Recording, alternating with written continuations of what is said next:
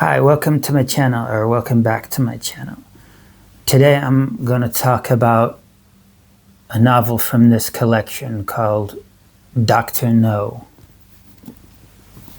This was made into the first Bond movie. I've seen several of the movies and I've read several of the books. Well, listened to them because I got them in tape form at the library in the early 2000s. So I'm going to start off by giving some general thoughts on the novels. They're amusing because Ian Fleming has an amateur kind of understanding of psychology, so he simplistically put forward his views about why villains are villains. In this way, it's the opposite to literary fiction, which talks a lot about character and tries to understand character well.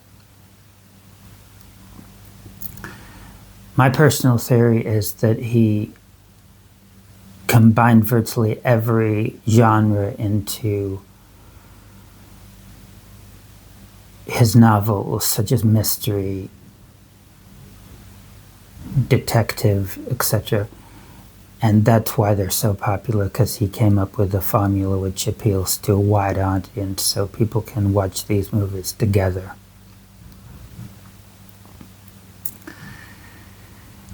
His writing is good in the sense that he's always showing off that he knows a lot about the world, about world politics, but especially world travel and the various nice locations around the world.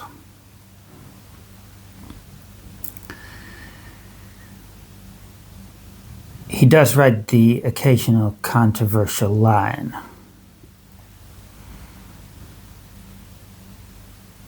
Which makes me think he's a bit of an attention seeker. He was obviously very interested in flora and fauna, and you can see that in his writing. But the best thing about his writing, as Raymond Chandler said, is his acute sense of pace. He's very good at writing action scenes and making you feel like you've gone through the traumatic tunnel, for instance, in Dr. No. In the novel, Strangways goes missing in Jamaica, and also another lady, and there is speculation that they've gone off together, but the fact is they've been murdered in Jamaica. So Bond is set on the task of going to Jamaica and finding out what has happened to these two. So it's the kind of holiday task. So he thinks it's going to be a relaxing time in Jamaica, but it's not at all. When he gets to Jamaica and meets Quarrel, it's obvious to Bond that he's being tracked. In the novel, he is photographed as in the movie, but he's also given poison fruit, which doesn't happen in the movie, and a centipede almost attacks him, whereas in the movie it's a spider. The colonial secretary in Jamaica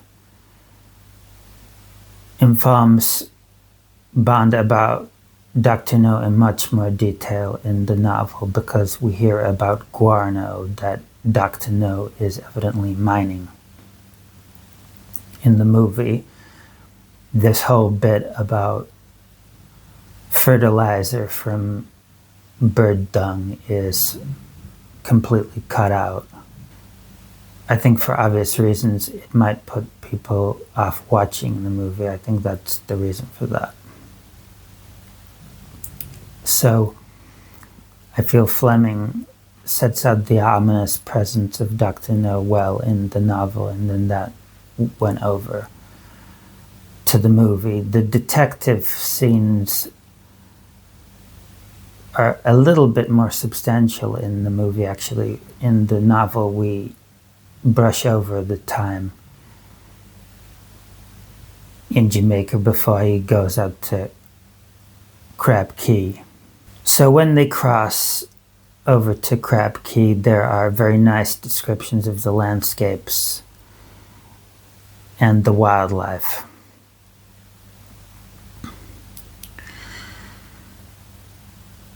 On Crab Key, he meets the famous heroine.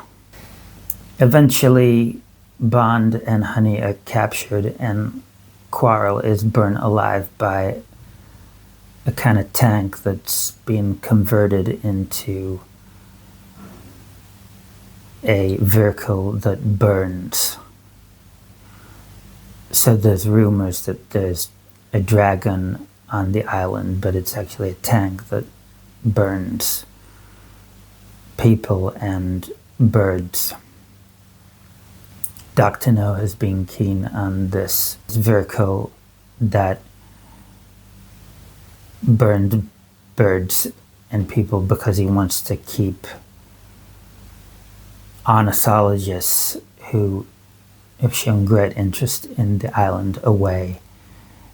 And he obviously wants to keep people away because he values his privacy. Fleming tries to make this come across as realistic by suggesting that Dr. No is really quite insane, and tries to carry the narrative in that way. The bits where Bond is captured and taken into Dr. No's lair and has to stay the night there are quite similar in the movie and the novel. When he goes to dinner with Dr. No, the glass that looks out to the kind of underwater sea is very nicely described in the novel. Dr. No explains his personality much better in the novel in much more depth. At dinner, Dr. No also explains that he's a sadist.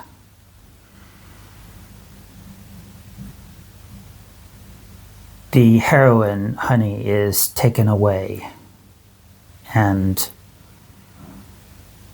put somewhere to be eaten alive. Bond is taken to a cell and is expected to go through this kind of assault course while Dr. No watches on.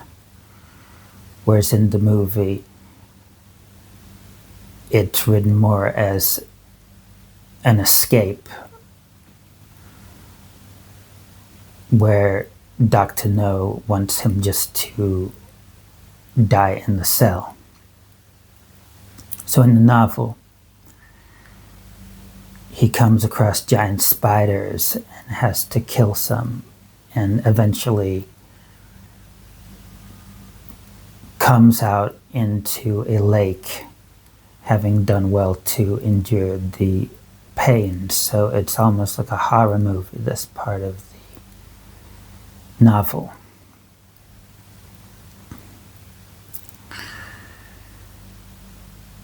This part of the novel also includes a fight with a squid.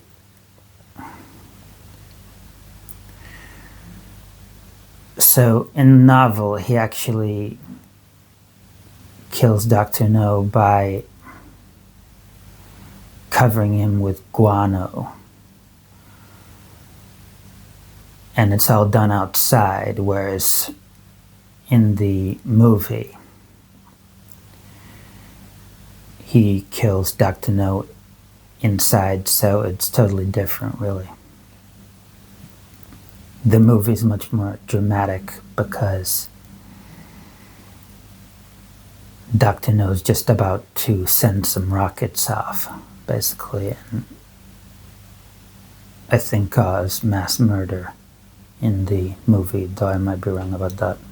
Unlike in the movie, Honey manages to actually save herself from these animals that weren't actually gonna eat her in the end, according to Honey, because she's got very good zoological knowledge.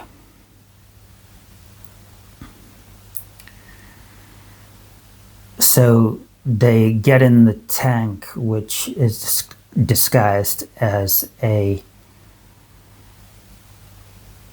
dragon, and make their way down to the canoe again and basically get off the island. There's nothing about the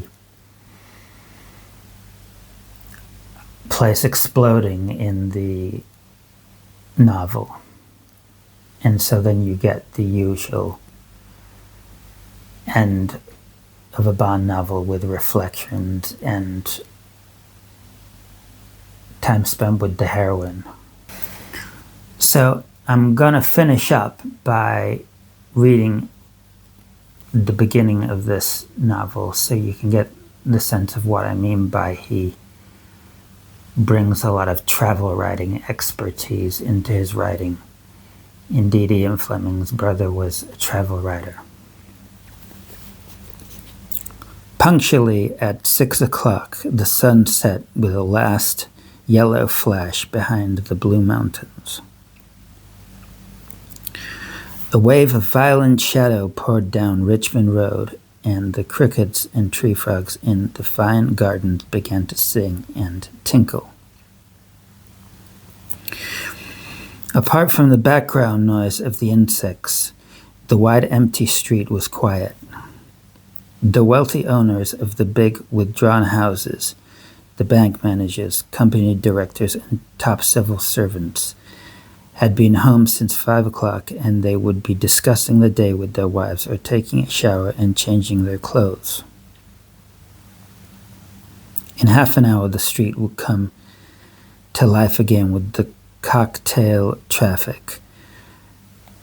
But now this very superior half-mile of Rich Road, as it was known to the tradesmen of Kingston, held nothing but the suspense of an empty stage and the heavy perfume of night-scented jasmine. Richmond Road is the best road in all Jamaica. It is Jamaica's Park Avenue, its Kensington Palace Gardens, its Avenue Delina. The best people live in its big old-fashioned houses, each in an acre or two of beautiful lawn set too trimly, with the finest trees and flowers from the botanical gardens at Hope. The long straight road is cool and quiet and withdrawn from the hot, vulgar sprawl of Kingston, where its residents earn their money, and on the other side of the T intersection, at its top, lie the grounds of King's House, where the governor and commander-in-chief of Jamaica lives with his family. In Jamaica, no road would have a finer ending.